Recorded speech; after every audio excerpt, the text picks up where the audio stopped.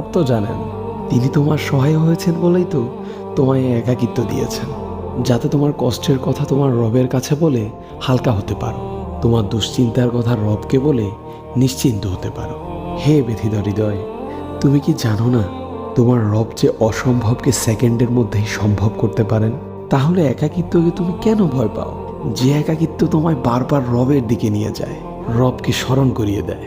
হে ব্যথিত হৃদয়, কষ্ট পেও না, শীঘ্রই তোমার রব তোমাকে এত দিবেন যে তুমি সন্তুষ্ট হয়ে যাবে। ফি আমানিল্লাহ। আবারও আমাদের একতরফা কথা হবে নতুন কোনো ভিডিওতে। ভালো থাকবেন। আসসালামু আলাইকুম রহমতুল্লাহ। আমাদের ভিডিওগুলো ইউটিউব, ফেসবুক, ইনস্টাগ্রাম যে কোনো প্ল্যাটফর্মে পেতে আমাদের পেজ এবং চ্যানেলে চোখ রাখতে পারেন। লিঙ্ক বায়োতে দেওয়া থাকবে। আর যদি লিঙ্ক খুঁজে না পান তাহলে সার্চ করে ফেলুন দ্য স্টার অফ নলেজ।